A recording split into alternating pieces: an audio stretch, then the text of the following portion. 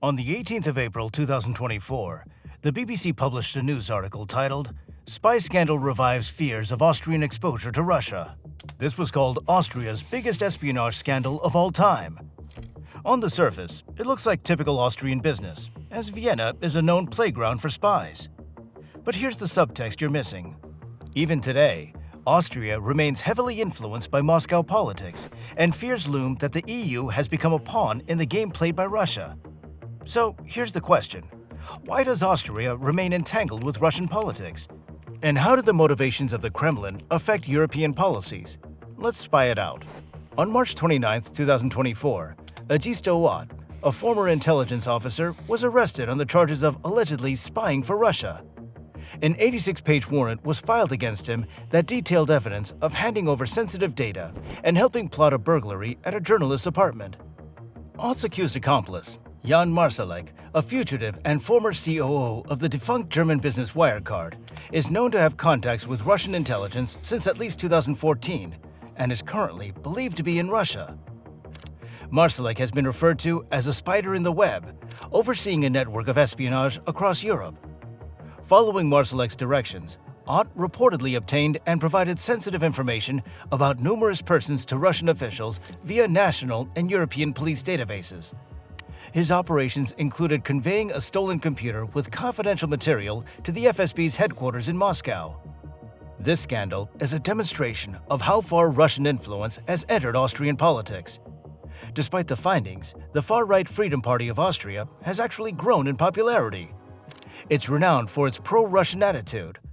However, the party's tight relations with Russia have sparked worries about national security, since they've been previously implicated in the Ibiza incident, in which Austrian lawmakers offered state contracts to persons they thought to be Russian billionaires.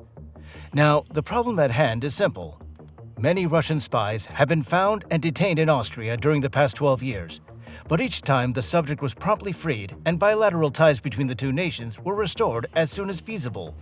Now, this spy scandal is one small example of things Austria let go of in its diplomatic relations with Russia. The Ukraine war is another. Ever since Russia invaded Ukraine in February of 2022, Austria has been brutally reminded in its eastern region of its strong relations with a big power. The photo of Austria's foreign minister, Karen Kneissl, dancing with the head of the Kremlin at her wedding was a staple of many an international media narrative on Europe's protracted appeasement of Vladimir Putin in the weeks after the invasion began. What's wrong with Austria? Recently, The Economist inquired about its cover. The related piece was headlined, "When Bear Hugging Goes Wrong." In this sense, Austria lags behind Hungary, which has consistently undermined or impeded EU sanctions and openly declares its support for the Kremlin. Vienna has likewise consistently and unequivocally denounced this aggressive war. However, Austria courted Vladimir Putin, the president of Russia, for years and is now finding it far more difficult to sever its intimate connections than other countries. Now, what's the reason behind this unbreakable bond? Russia and Austria have a long-standing history together. When Nazi Germany seized power in 1938, Austria did little to resist, and a large number of Austrians actually backed Hitler's wartime policies. However, Austria was portrayed as the first victim of Nazi invasion in the Allies' 1943 Moscow Declaration, which was published after the war. Now, this gave rise to the victim theory, which spared Austria from bearing sole responsibility for the horrors committed by the Nazis. Like Germany, Austria was taken over by the Allies during World War II and only managed to reclaim its independence in 1955, thanks to the State Treaty. Austria's independence was contingent on its commitment, like Switzerland, to maintain eternal neutrality. This neutrality was seen as beneficial by both the US and Russia during the Cold War. The US viewed it as a way to prevent Austria from falling under Soviet influence, while Russia saw it as creating a buffer state outside NATO. This neutrality helped Austria thrive economically and culturally, forming a unique identity. Austria developed a special relationship with Russia, partly out of gratitude, since Austria had to negotiate harder with Moscow than with Western allies to regain its sovereignty. This position also allowed Austria to act as a mediator between East and West, a role championed by figures like Bruno Kreisky in the 1960s and 1970s. The idea of neutrality became deeply ingrained in Austrian society, leading to a consensus-oriented mentality. For instance, Chancellor Nehammer's visit to Moscow after Russia's invasion of Ukraine in 2022 was largely uncontroversial within Austria, as many Austrians believe in the importance of dialogue. Austria's strict interpretation of neutrality often goes beyond even that of Switzerland. After the invasion of Ukraine, Nehammer quickly dismissed any debate on changing the concept of neutrality, with broad support from parliamentary parties. Even non-military support for Ukraine, like civilian demining, was rejected by the Austrian leadership, showing how seriously they take their neutral stance. This deep-seated neutrality and the historical context of Austria's relationship with Russia provide a lens through which current events and policies can be understood. It explains why Austria remains committed to its neutral position, despite the complexities of modern geopolitics. However, this neutrality becomes troubling when Russia exploits Austria's position in the European Union to forward its own agenda. But before we get into that, it's important to look at Russia's influence in Austria's economy.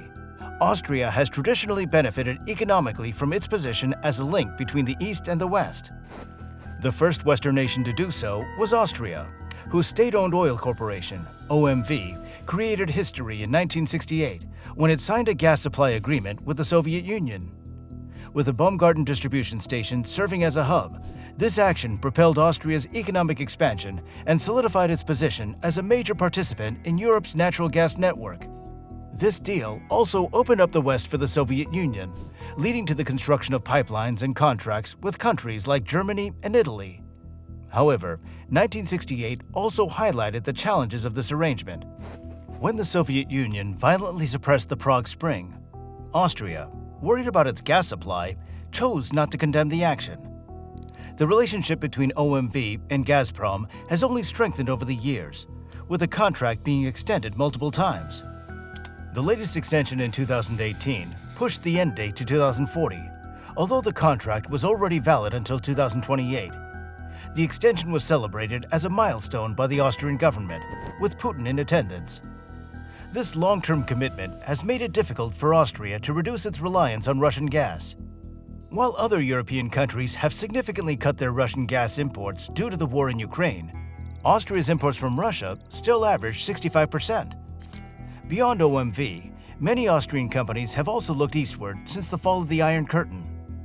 Raiffeisen Bank International, Austria's second-largest financial institution, has found Russia to be its most profitable market, generating half of its profit, around 3.1 billion euros, in 2022. Despite considering an exit from Russia since the war began, RBI remains one of the few banks in Russia still participating in the SWIFT banking system, which keeps customer money flowing in. It's reported that oligarchs close to the Kremlin are among RBI's clients. Vienna, with its rich cultural scene, high quality of life, and luxury shopping, has long been a favorite destination for wealthy Russians, influenced by the decades-long friendly relationship between the two countries. This connection continues to shape Austria's political and economic landscape, raising questions about the balance between economic benefits and geopolitical realities. Russia ranks as Austria's second-largest source of foreign direct investment.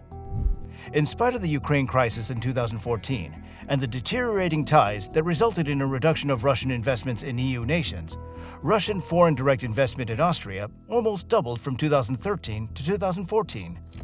There was another upsurge in 2016 and 2017. Now, why did this occur?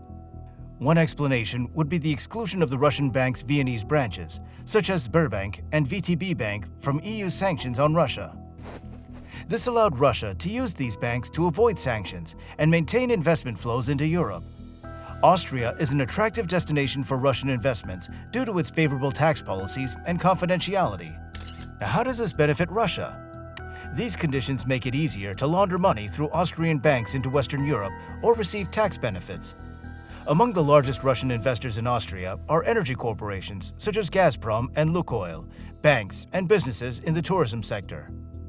Austria is among the most business-friendly EU members due to its low corporation tax rate, which also helps it access markets in Western Europe. Since 1955, Austria has also enjoyed political and historical ties with Russia. Did you know that there are over 1,000 Russian stakeholders in Austrian businesses? The largest of these businesses are the Russian energy juggernauts, Lukoil, Rosneft, and Gazprom. while Russian political leaders felt backing from Austrian political leaders. The Russian ambassador to Austria in 2016 pointed out that they got even stronger support from Austrian businesses, the Austrian Economic Chamber, and other groups. Austrian businesses are also very active in Russia. There are over 500 Austrian companies doing business in Russia, according to the Austrian embassy in Moscow. At the Russian-Austrian Business Council conference in Vienna in 2018, President Vladimir Putin made the suggestion that the actual figure is substantially higher, 1,200, plus an additional 500 Russian-Austrian joint enterprises. Companies like the insurance group Unica, the construction company Strabag, and the ropeway systems manufacturer Doppelmayr are among Austria's most active companies in Russia outside the energy and banking sectors. Now, what's the implication of Austria's relationship with Russia on Europe? This headline says it all. Austria, with its constitutional commitment to permanent neutrality, views itself as a bridge between East and West. But when it comes to Russia, is Austria truly neutral, or is it compromised? Has Austria created a tunnel for Russia into the center of Europe in place of building bridges? Think of Austria's reluctance to sanction the Nord Stream 2 pipeline project after Russia invaded Ukraine. It's not surprising, considering that Austria's state energy company, OMV, had a stake in the project. Even after the atrocities committed by Russian forces in Bucha, Austria still opposes an EU embargo on Russian gas. Why would Austria take such a stance? It's not just Russian gas that flows into Europe through Austria, but also Russian money. Initially, Austria opposed excluding Russia from the SWIFT international financial transaction system. Vienna is home to the European subsidiary of Sberbank, majority owned by the Russian state. Raiffeisen Bank International, Austria's major financial player in Russia, made a profit of 474 million euros in 2021 from its Russian operations.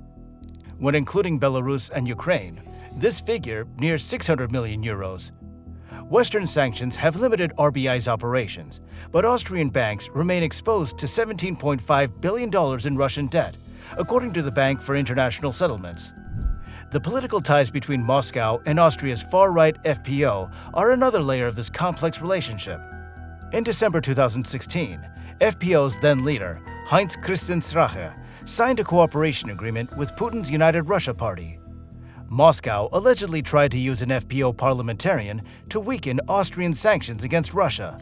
Although this agreement is now old, the FPO's current leader, Herbert Kickl, opposes taking in Ukrainian refugees, and the party's leader in Vienna has labeled Ukraine a corrupt state.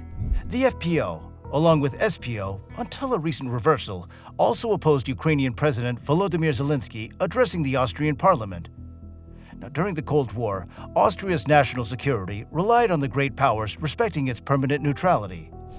Despite joining the EU and seeing NATO expand, Austria has maintained close, sometimes overly friendly relations with Russia. This is evident in its energy policies and espionage activities, showing that Austria acts as Russia's tunnel into Europe by choice, not by accident. But what do you think? Let us know in the comments below, and don't forget to watch the recommended videos for more eye-opening analysis like this. We'll see you next time.